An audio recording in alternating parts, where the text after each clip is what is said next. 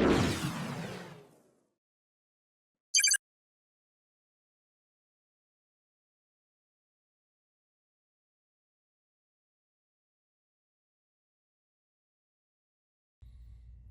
everybody, Jose Rodriguez here, and I hope you have been enjoying the last few videos that I have uploaded.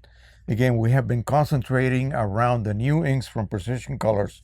These are the PC42 Signature Edition inkset, dye inkset by the way, for the Pro 100, and they have performed beautifully.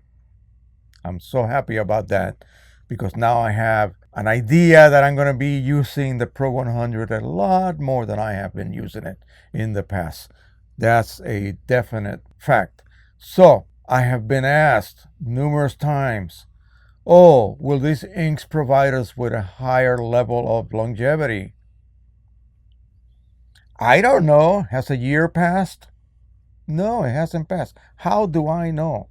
Has a year passed since he got a hold of the inks from the lab, which has only been about a month ago, and has had the opportunity to print? And then what? You really should test your prints under real world conditions, not just accelerated fading tests, because there's no way for you to then translate that to real world in your home, on your wall conditions. These conditions are so variable that there is no way to just say, well, it'll last 6 months at your house, but at my house it lasts 5 years.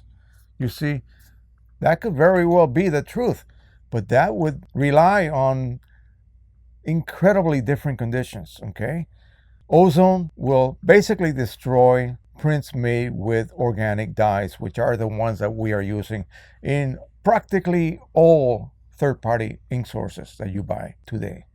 OEM is the only one that can afford to use synthetic dyes, and that's why you're paying a lot more. And those dyes do have a much longer lifespan as opposed to organic dyes. And what does organic dyes succumb to? Ozone, oxidation from the air.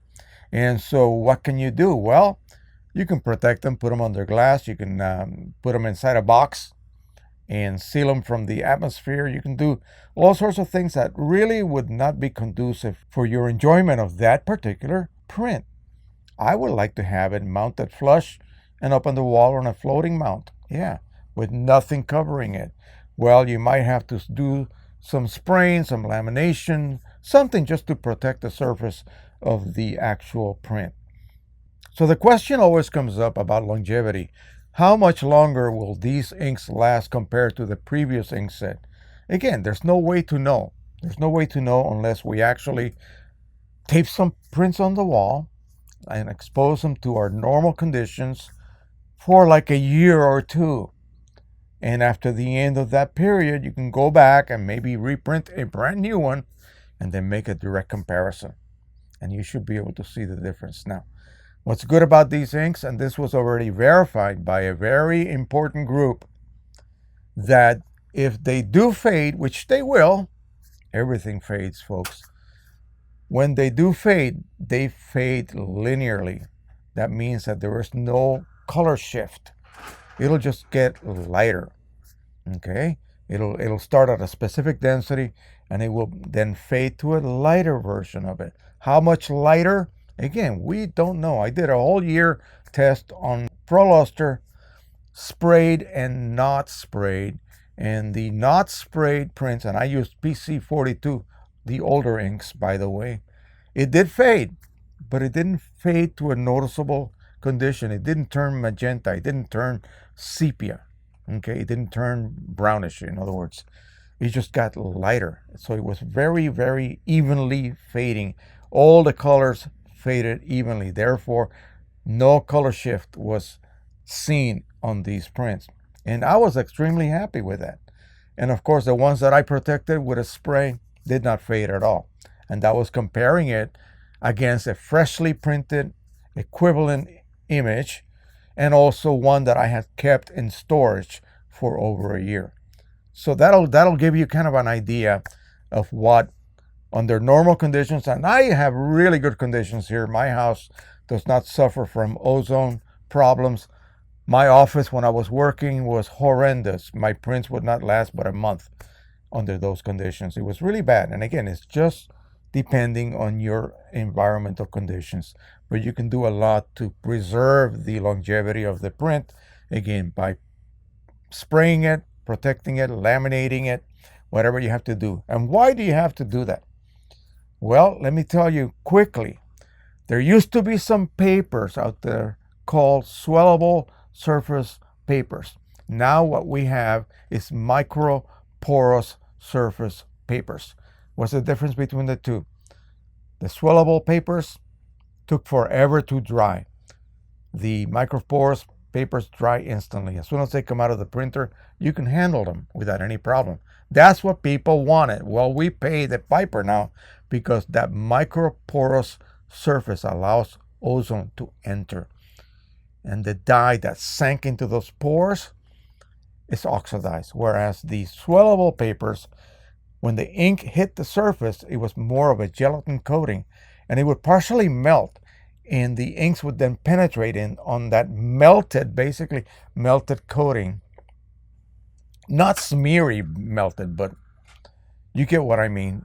It allows the ink to penetrate, and then when it dries a day later, the ink is encapsulated in that coating, and it will last like 10 to 15 times longer without any kind of fading. Only light would affect it, only UV light, and ozone barely made a dent on it, in other words. But now we don't want those papers any longer. They're a pain in the butt to use. They have a weird look to them. They're still available in some places. You can get them on eBay sometimes. It's a weird look, and it depends on what type of printer you use, whether they are compatible to that particular ink formulation or not, because the inks that were made for these papers were formulated differently than today's modern inks. So again, you pay for longevity, then you get the pain in the butt need to allow those prints to dry. They're not able to be handled immediately as they eject from the printer. You have to put them on a surface to dry, make sure there's no dust flying around, all of that stuff. We wanted instantly drying prints, and so we have to pay for that micropore surface, which allows ozone to come in and ravish your ink dyes, especially dyes, not so much your pigment inks. All right, I think that's enough. I hope you guys got a little bit of information out of this. Every time I see some questions on my comment section of the channel, I always say, well, would that make a good video? Should I address that on video? And in some cases, yes, in some cases, no. But I hope you enjoyed this one, and I will have more like this coming up soon. The more I read, the more I get ideas of what to talk about in these videos. Alrighty, thank you so much. Don't forget to subscribe, share, and like. As always, happy printing, everybody. Bye-bye.